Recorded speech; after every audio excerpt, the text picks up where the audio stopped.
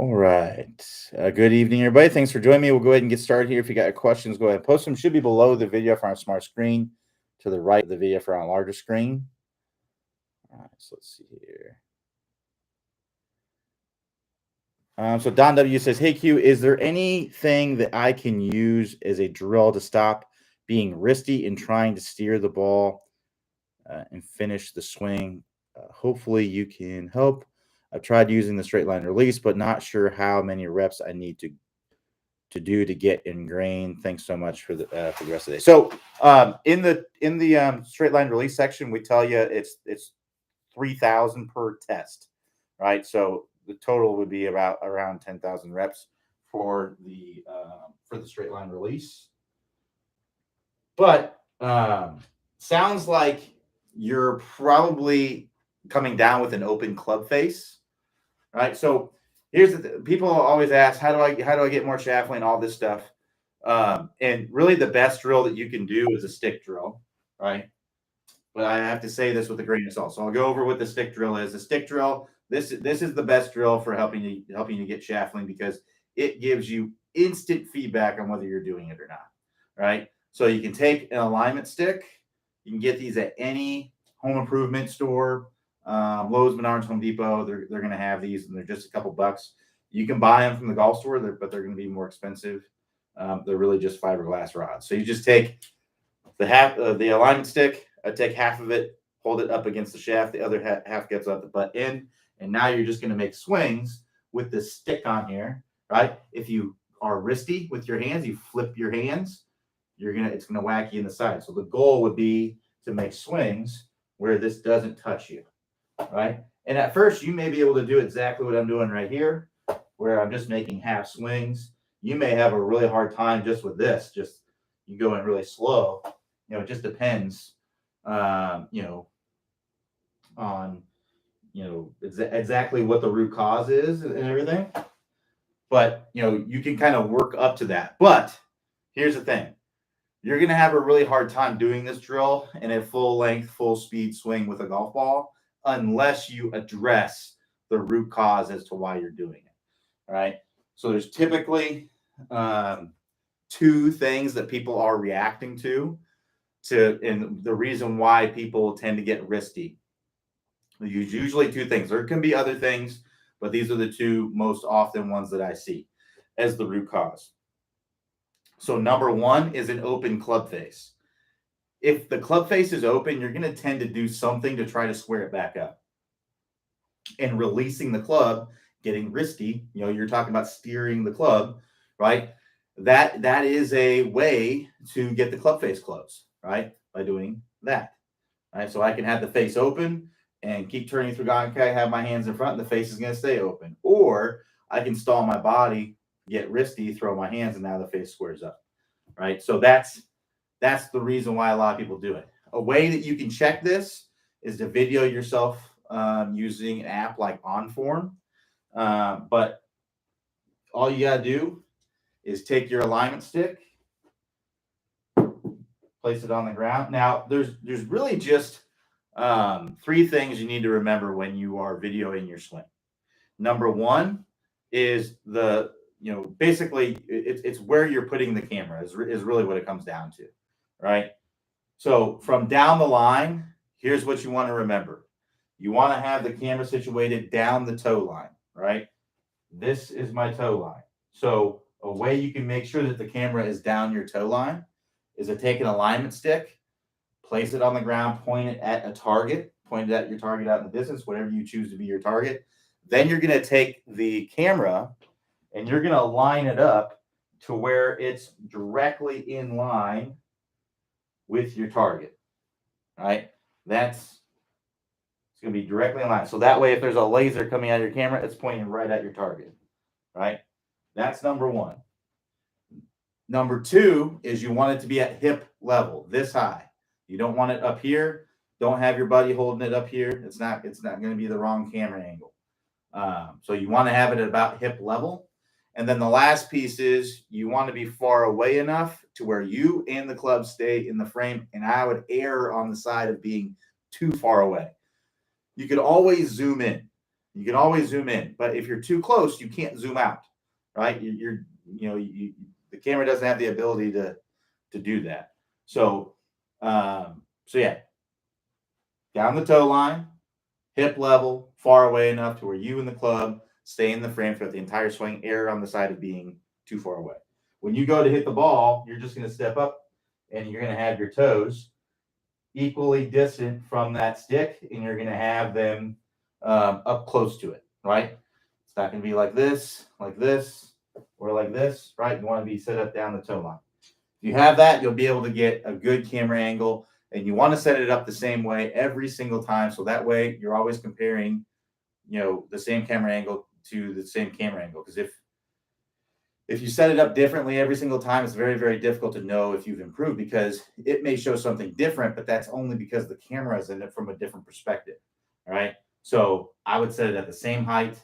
I would set it, make sure it's set up down the toe line.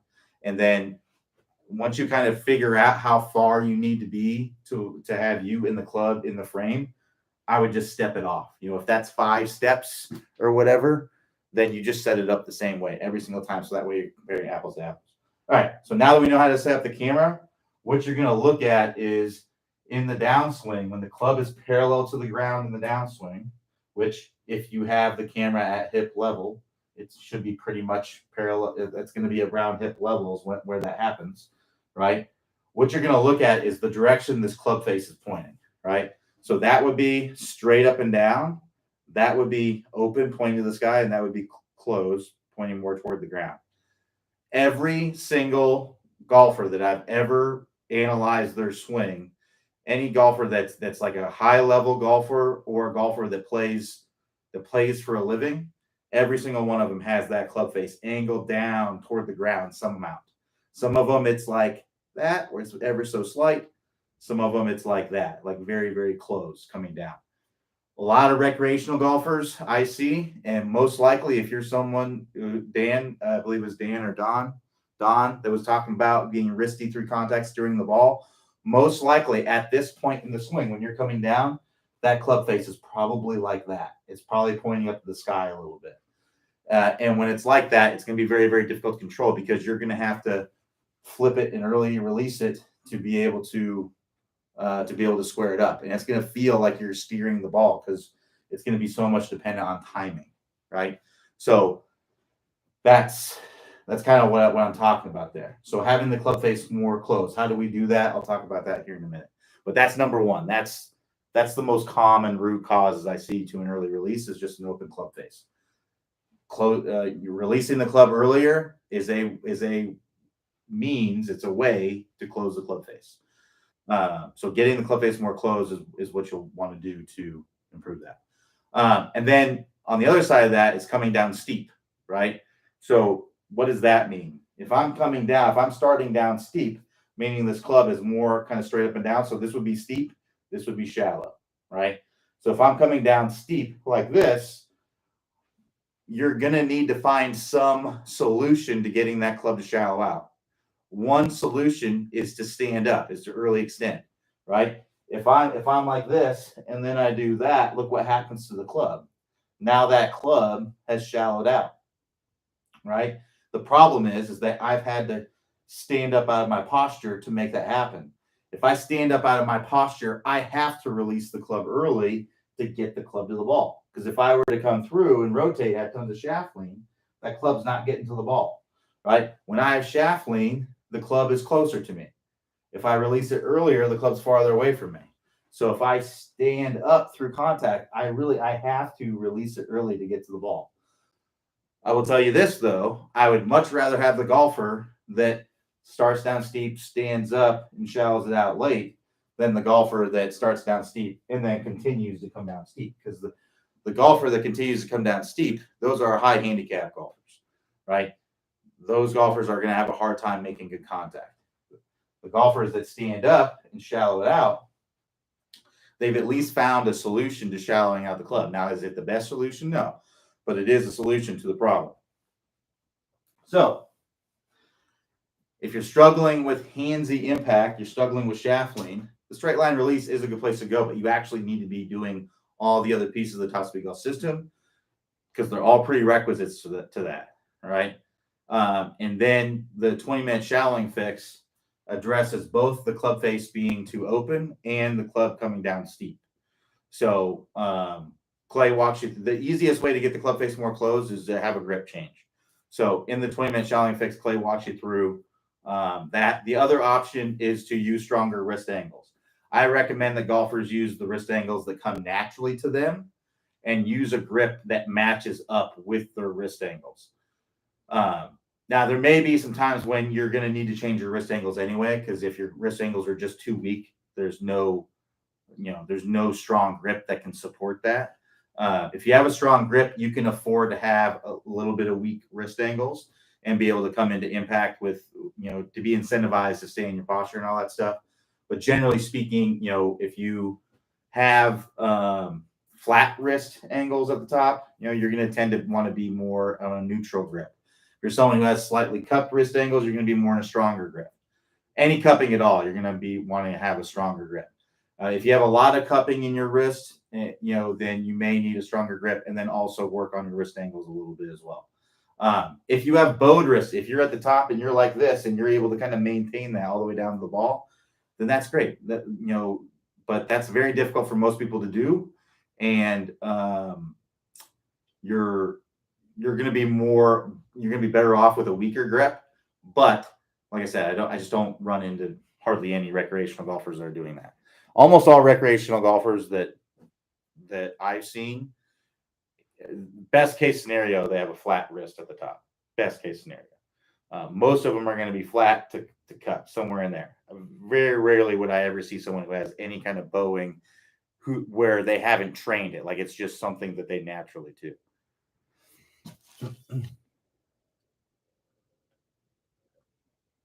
All right, let's keep going. So Ed Z says, hi Q, unless I leave my right arm passive in the downswing, I tend to come over the top. If I control the swing primarily from the left side, I can have the swing path neutral or slightly inside. Any thoughts on how I can turn on the power with my right arm without causing an outside to impact? Yeah, I would think about the power, because your power, you're thinking the most powerful thing is this, right? So what I would try to feel like is the most powerful thing is more this. It's more under. So as you can see, what I was doing there is I was holding the club out in front of me with my arm outstretched.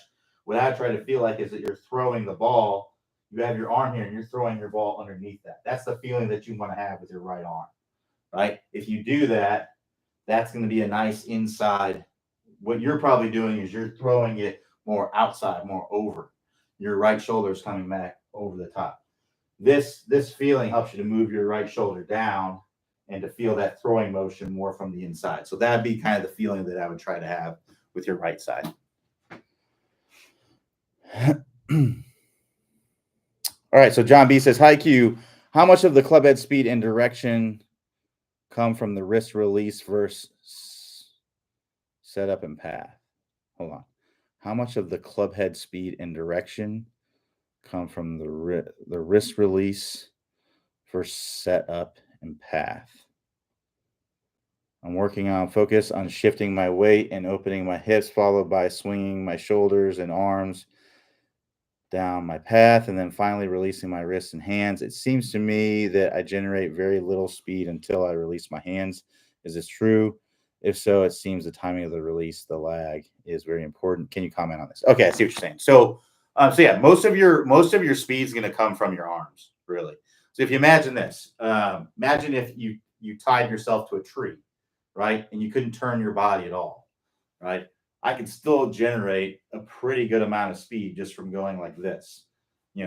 It's going to be most of my speed is going to be coming from my arms and my hands. But that doesn't mean we want to swing a golf club like this. It just means that that's where most of the speed is going to come from.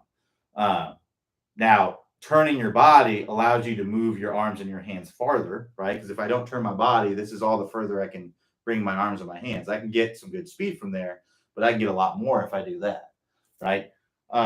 So it's not really the turning of your body and the turning of your hips that necessarily creates all the speed. It's going to be coming most from your hands, but you can get your lower body is what creates the momentum, right?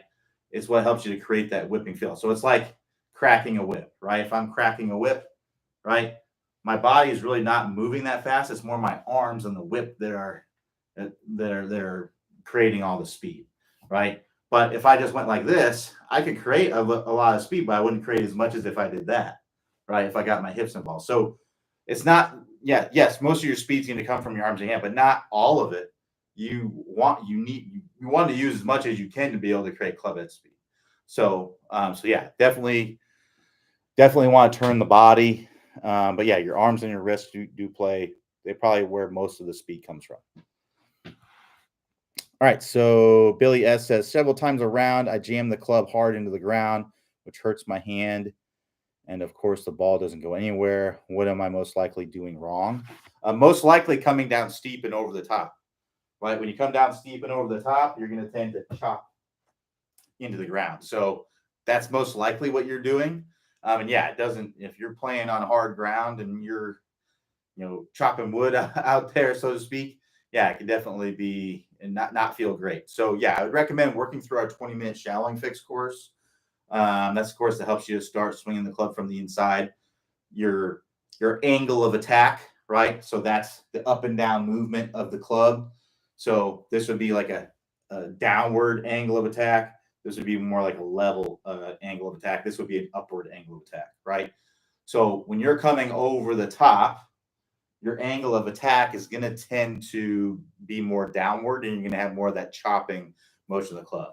If I can shallow out this club and swing this club more from the inside, I'm still going to hit down on the ball, hopefully, because we want to hit down on it, but we don't want to chop down onto it. We want to be hitting down on it a few degrees. It's not a ton that we need to be hitting down on it, but we need to be hitting down onto it some, because the ground's in the way. We need to have a descending blow into the ball. So yes, we want to hit down on the ball, but we don't want to chop down on it, right? So we want to come down and we want to, basically, it's almost like if you imagine, like you're a surgeon and you got a scalpel and you're just trying to take like that top layer of turf off there. That's essentially what we're trying to do, right? So you can see how I'm kind of coming through, and I'm just, this would be like chopping down.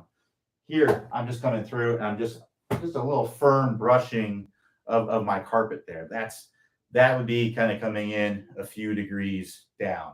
Anywhere between 3 and 6 degrees is usually going to be pretty good, right? But if I'm doing that, I'm down too much, right? That can start that chopping down. So working through our 20-minute shallowing fix course can definitely help you to get that angle of attack a little bit closer to level, still down, but closer to level. So that way you're not chopping down the ball. So to get to that course, all you have to do is click the instruction tab at the top of the screen, and then you can go to the 20-minute shallowing fix from there.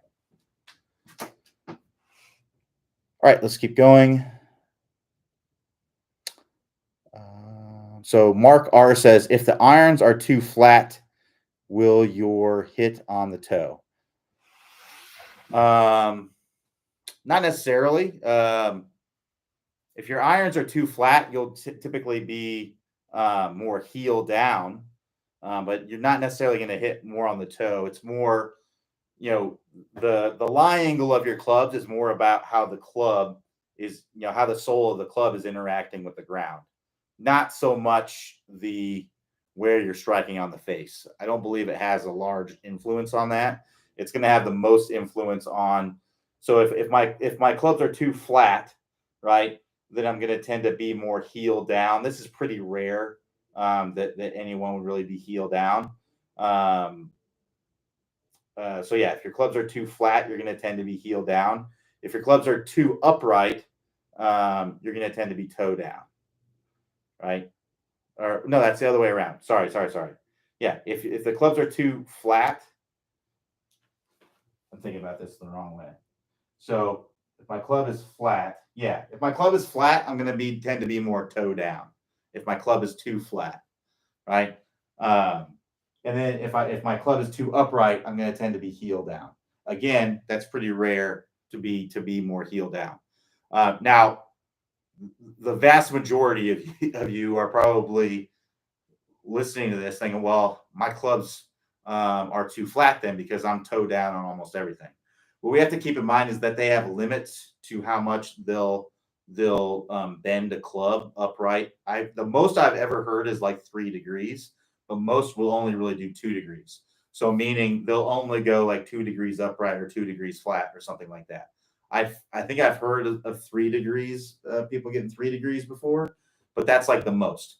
But a lot of times, what will happen is you'll get three. Not and I don't. I'm not an expert club fitter, so I don't know the exact reasoning for that. It might be because they just can't bend them that far. You're actually bending the metal of the club, so they may just not want to bend it that far to not risk breaking the club.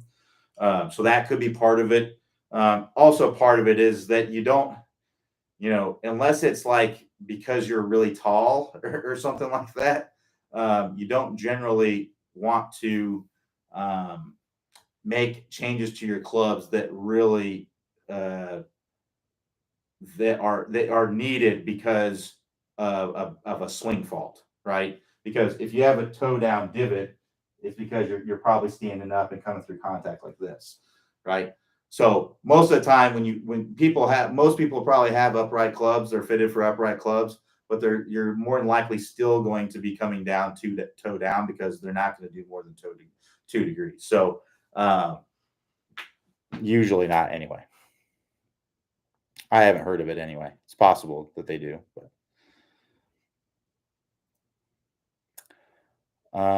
but yeah, short answer won't. Irons that are too flat will not necessarily make you hit off the toe. That doesn't really have anything to do with it, unless for some reason you're swinging differently because your club is flatter, like you're sensing it's flatter, so you swing differently, and that causes you just to hit it off the toe. But generally speaking, it wouldn't. All right, let's keep going. So James says, my drives are reasonably straight. Sometimes they are low, 10 to 20 feet off the ground, and sometimes they are high, pop-ups down the middle, but not very far. What do you think what I may be doing wrong? I'm certain I'm not casting and do come from the inside. You might just have too much shaft lean. I mean, the pop-ups are just from hitting it too high on the face. Generally pop-ups are coming from over the top. So if you're not coming over the top, you may just be teeing the ball up too high. And maybe you're not hitting up on it. Because usually, like I said, pop-ups are from the club bottoming out where the ball is, right? We tee the ball up with the driver so that way we can hit up on it, right? If you're popping it up, you're probably not hitting up on it. You're probably actually bottoming out either where it is or hitting down on it. And when you do that and you have the ball teed up too high, you're going to tend to hit pop-ups, right? So that could be part of it. And like I said, usually that comes from over the top. So maybe most of the time you're swinging from the inside, but maybe sometimes you try to get into one or hit one hard, and you come over the top, and that makes your club bottom out where the ball is.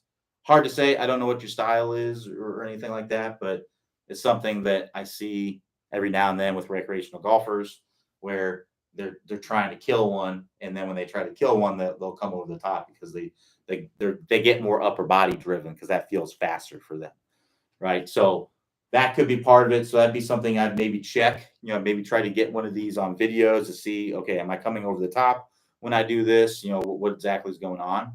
But you could just be teeing the ball up way too high. If you tee up the ball too high, you can,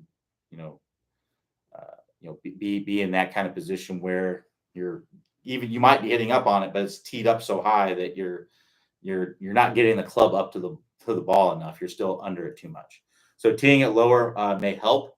Now, as far as the low ball flight, you could be hitting it low on the face, right? So you could be hitting it high on the face and then also really low on the face. If you hit it really low on the face, that will cause the ball to go lower for a couple of reasons. One, there's less loft lower on the face. So if you have like a 9-degree driver, where they're measuring that is in the middle of the face. If you go on the lower part of the face, it's going to be a few degrees less. So you're going to have a few degrees less. So if you have like a 9-degree driver, it might be like 7 degrees lower on the face. That's going to make it go lower. And then also when you hit it lower on the face will twist down and it will actually de-loft and the ball will go lower. So that could be what's making the ball go lower. It could be too much shaft lean. if you're, maybe your ball position, this could be part of what's going on, because this would make sense with both of your misses, saying that you're hitting pop-ups, and then you're also hitting it, too low when you don't pop it up, right? So what could be happening is with the driver, you don't have the ball position far forward enough, right?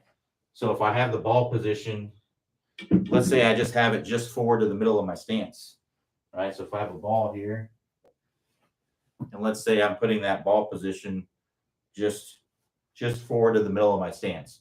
Well, that means that my club will more or less be bottoming out right where the ball is, right? So if I have it teed up really high, I may pop it up, right?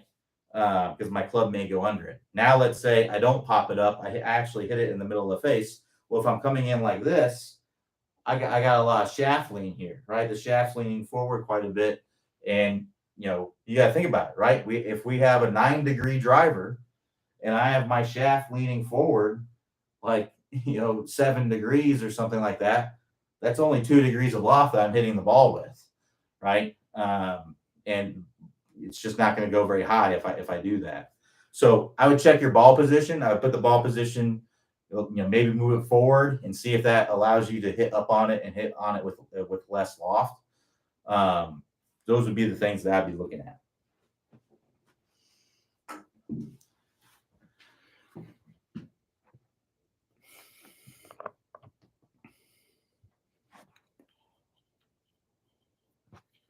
All right. We got about 30 minutes left if we have any more questions.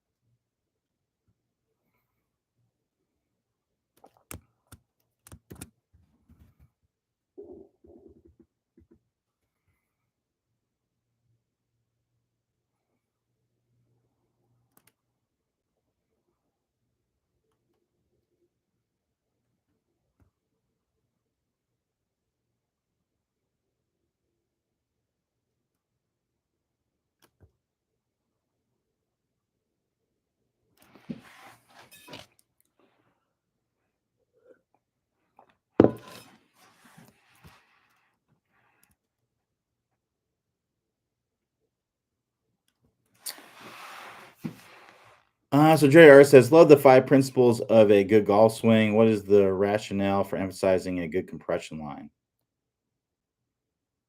I guess I'm not quite sure I understand the question. So for those who aren't familiar with the compression line is, this is the line that you draw at impact that goes from your ankle, hip, and shoulder. And we want that to be in a straight line. And with an iron, I like to see that pretty much straight up and down to maybe ever so slightly angled away. And that is because we want to hit down and through the ball. Our compression line has a large influence on where the club is bottoming out.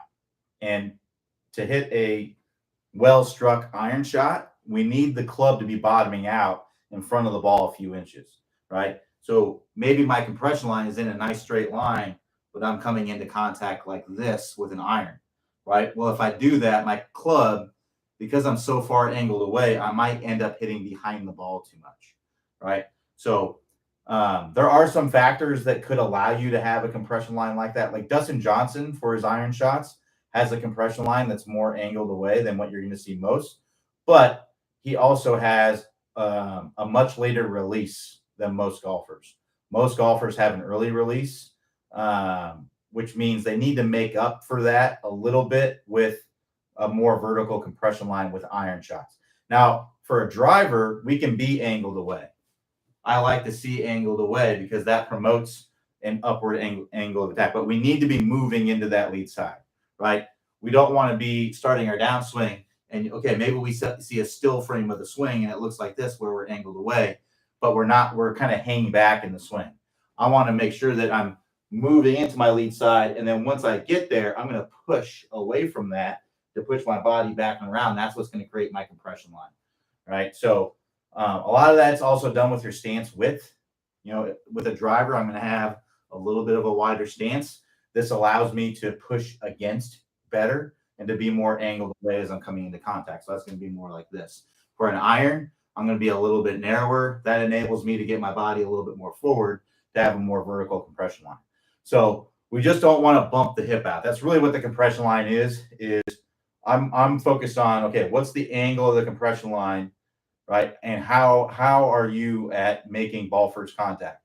If you really struggle with fat and thin shots and your compression line is angled away with your irons, get that compression line more straight up and down, right? Because that's going to help you to be able to move that low point of your swing more forward. It's also going to move your hands more forward. A lot of people don't realize this, but if I'm like this and then I go like that, well, look at how much more forward my hands are to the ball, right? So getting that compression line more forward can also help you to get more shaft lean, you know, if you're struggling with shaft lean.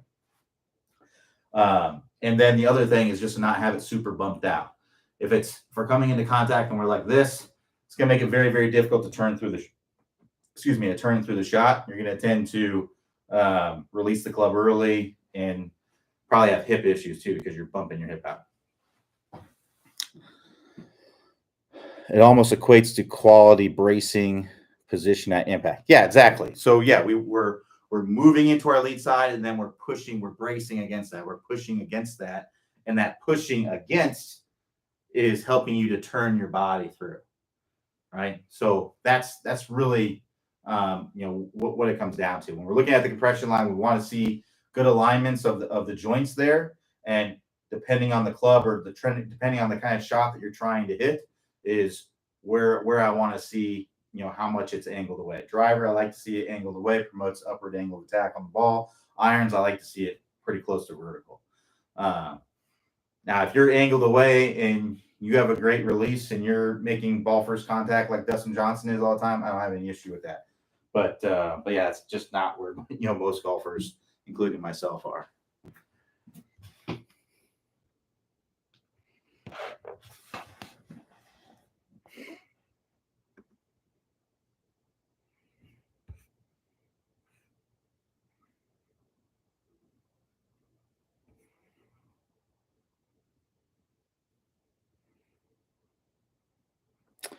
Are we also squatting down coming into the ball?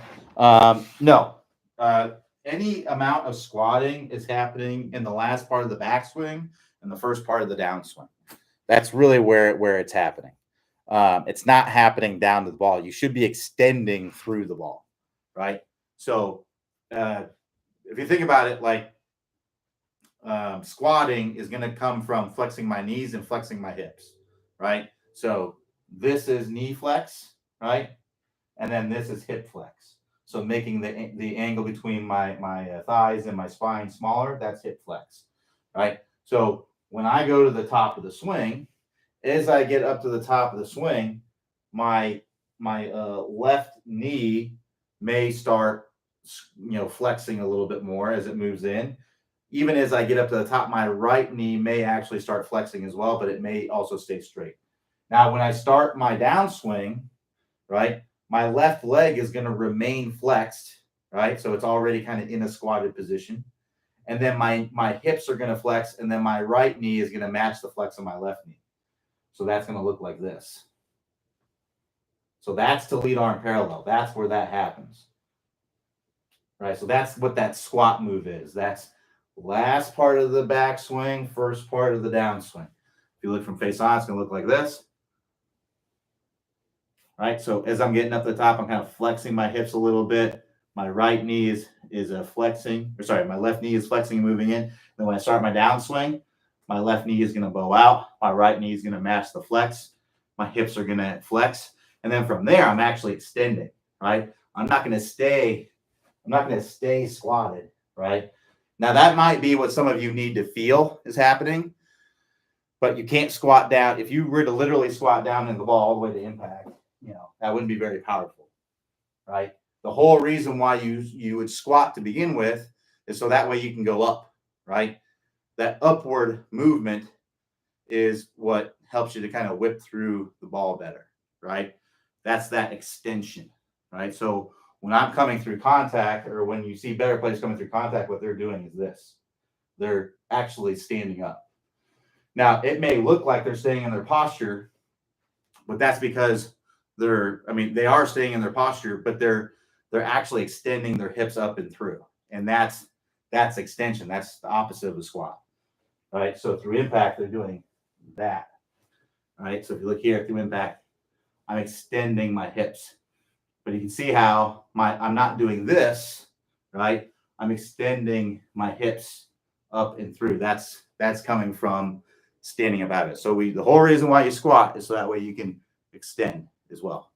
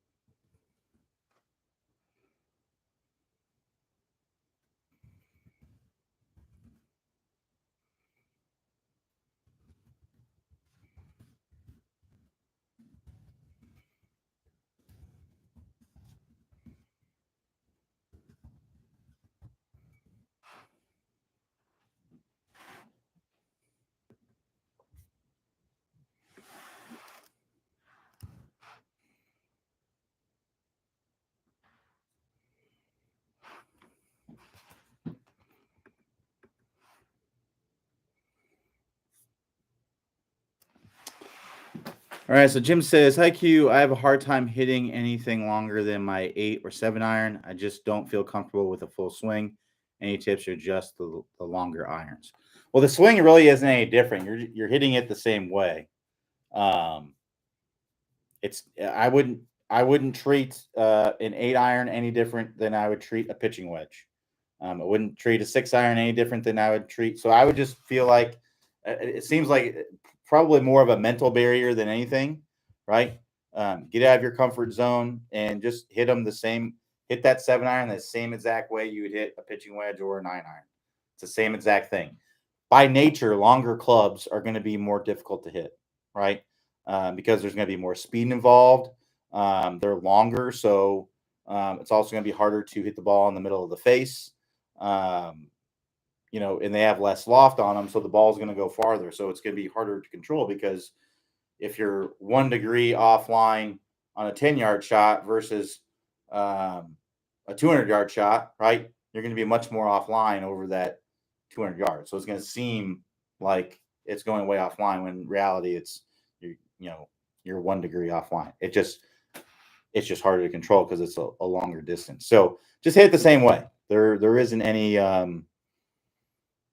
difference. It's just the length of the club it's slightly longer as you go down up through the bag, right? And then the club heads have slightly less loft on them. But the actual mechanics and the way you hit the ball, it's not going to be any different for a 7-iron than it is for your 9-iron. So just hit it the same way.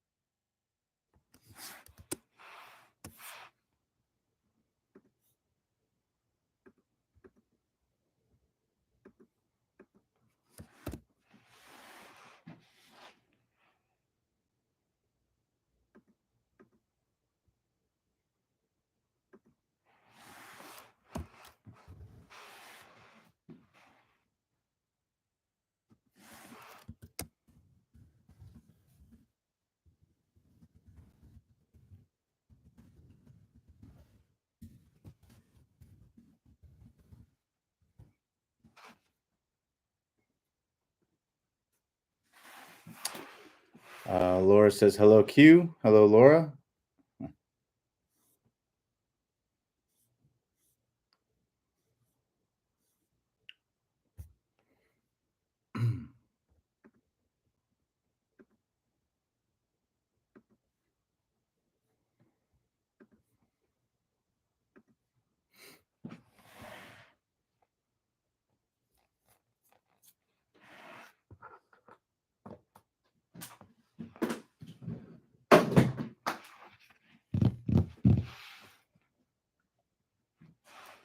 All right, we got about 15 minutes left if we have any more questions. If not, no worries.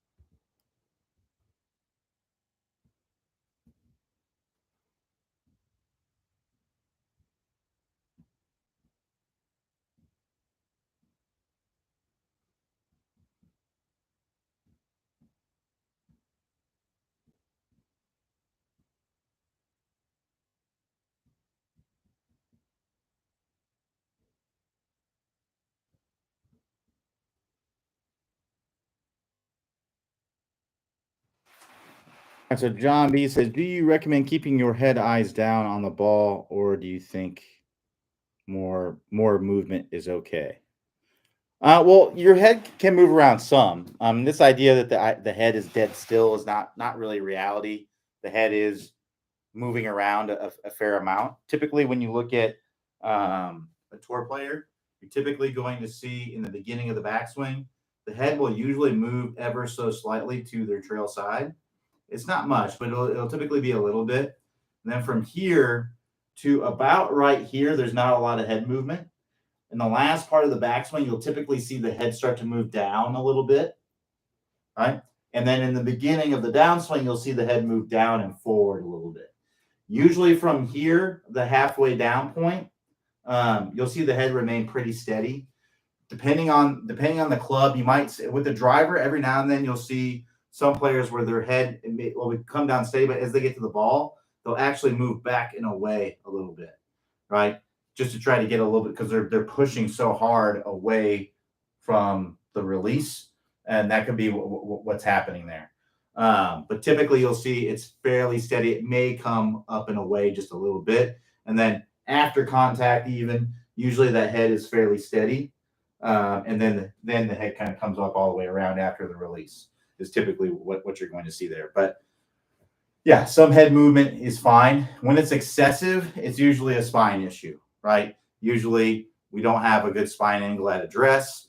If the head's moving around to the top of the swing, it's usually, like I said, because of poor spine angles. Like we're doing this action, or you're setting up like this and then going like this, or you're getting your shoulders very level. You're not turning and tilting properly is basically what's happening, right? So we want to make sure that we're turning and tilting. When I say tilting, what I'm talking about is left side bend, right? So if I just stand like this and then I don't tilt to the top, I'm going to be like this. I need to have some tilt, right? So that's the tilting that I'm talking about. I'm going to feel a little bit of what's called left side bend in the backswing. And then when I come down to the ball, I'm going to have right side bend. So yeah, you want to be generally looking down at the ball and staying down and through the ball. If you look at the overwhelming majority of tour players, you're going to see they're going to look like this, right? They hit the ball and then their head is still there. Tiger, Rory, Marikawa, John Rahm, every single one of them, they're doing that. There are some players that do different things. Dustin Johnson, for example, a lot of times you'll see him, he'll be like this. His head's out here. David Duval is kind of famous for that. Annika Sorenstam doing this. I mean, they're just coming through and they're like this. I think the idea behind that is that if you don't have to turn your head, it's easier to get your body to kind of open up. So that's probably why they do it, but they're obviously not seeing the ball as they hit it. That works pretty dang well for them, but I know it wouldn't work well for me. So Laura says hi again. If you press enter, I think it automatically puts it. So I'm guessing that's what you're doing. You're pressing enter. So if you just want to, you don't just type your question before you press enter, and you should be able to get on there before it goes on there.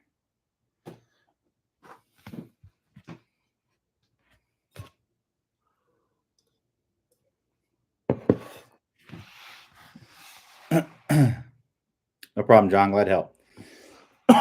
Excuse me.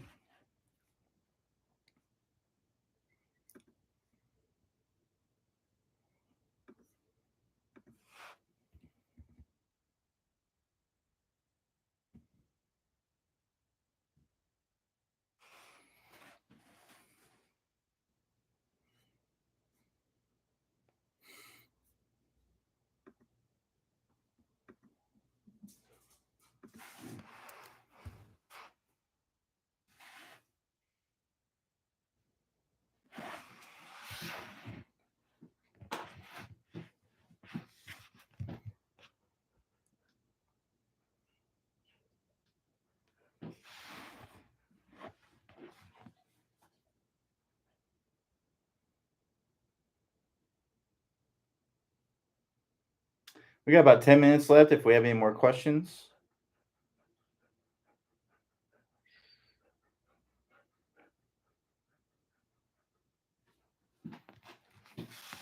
So JG says, before impact, is there a deliberate effort to pull the handle to the left to get the club head to move out to the ball, wire skier effect? Um, so I get questions like this all the time. Am I deliberately doing this? Am I intentionally doing this? Am I actively doing this? And the answer is that if you're not doing it in your swing naturally without conscious thought, then you're going to have some deliberate conscious thought in order to make it happen. It's not going to happen, out of nowhere. So, um, you know, the club works around your body, right? So you can look on video and see, okay, is my club working around my body? Is the club working out? You can kind of see that. Now, if you look on video and you see that you're kind of doing this, right, then you're going to need to make some conscious thought about that the club kind of working around your body more like that. But if you look on video and you're seeing, that the club, the handle's working to the left as the club's working out to the right. If you're seeing that, then you don't need to make a deliberate conscious effort because you're already doing it. So that's what it comes down to. Anything in you, and that just doesn't apply to this. It applies to anything, right? Um, do I need to consciously keep my left wrist flat? Well, if you look on video and your wrist is like this, at the top of the swing, it's not flat. You're going to need to do something different, right? You're going to need to consciously change something to get that to change, right? And you're going to have to work through the stages of learning to make that happen. So just to talk about that real quick, 4 stages of learning. The first stage is what's called unconscious incompetence. So this is where, if we go to your example, right, this is where you're not even aware that of what's going on with your hands and the club head, or you're not even aware of what the water skier effect is. You're not even aware of it at all, right? And you're not doing it, right? Then you move into the second stage, which is called conscious incompetence. This is when you learn of what that is, right? And you've learned what it is, and you learned that you need to do it. You've examined it, but you're unable to do it. You don't quite know how to do it, right? You're not physically able to do it at this time. Then you move into the third stage, which is called conscious competence. This is where now you're able to make that action. You're able to get it to happen, right?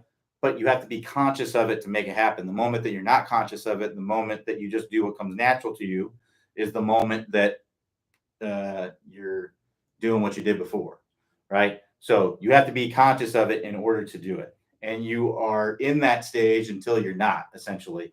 And that's when you make it to the fourth stage, which is called unconscious competence. So this is where you've done it so many times that you don't even know how to do it the other way, right? It would feel weird, or you would have to make a conscious effort to do it whatever way you were doing it before, right? So that's the last stage where you make it second nature. You've ingrained the movement, right? So those are the stages of learning. And I know I make a joke, you stay in the third stage until you're not anymore, but that really, it just comes down to putting the reps in, to make it second nature. Everything's a little bit different. Everybody's a little bit different. So there's no, I know on the website we say do 1,000 reps or do 3,000 reps. Well, it's not like rep 2,999, you're not doing it, and then rep 3,000, you got it. It's, we're telling you that because we know you need to do a lot of reps, right, to make it second nature. And if we tell you just to do reps, nobody's going to do enough reps.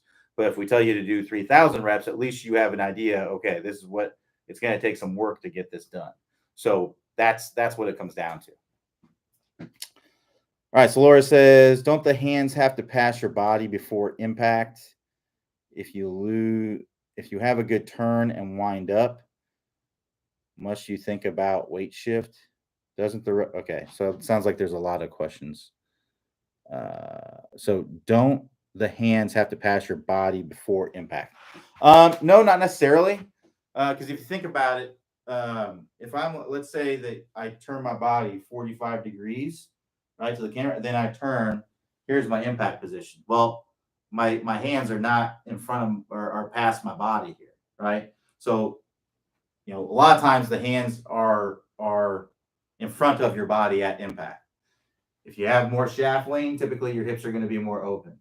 If you have less shaft lean, your hips are going to typically be square to the ball. So your hands don't typically pass your body until after contact. If you have a good turn and wind up, must you think about weight shift? Again, if you're doing something in your swing that, if you look at your swing and you see you're not shifting your weight properly, or you're not shifting your weight properly, and you want to change it, you're going to have to consciously do something different with your weight shift. Now you could think about a good turn and winding up, and then your weight shift, you may do something different, but you've had to think about something different to make that happen. So for some people, getting a good turn and wind up may make it so you don't have to think about your weight shift, and it's perfect just the way it is. Some of you may intuitively have a weight shift that you don't have to think about it. You just intuitively do it. But if your weight shift is off, then you're going to have to consciously do something different to change it. Doesn't the right shoulder and arms bring your body around? Hope this makes sense. I'm late to the conversation queue. No, it's more the lower body that brings the body around. It's what's connected to the ground. So that's what's really kind of bringing. So what you're talking about is very upper body first, which you can hit a golf ball that way, but it's not going to be very powerful. That's not the way that the best players do it. The best players do it from the ground up. The best players, they get into the ground, they use the ground, and that's what kind of facilitates the sequencing of the swing. It's usually not throw the club out for shoulder, because that's typically going to be an over the top move. Like if I bring my right shoulder around, that's usually going to be this move. I want my lower body to go. I want my club to shallow out so that way I can turn through and have more control of things.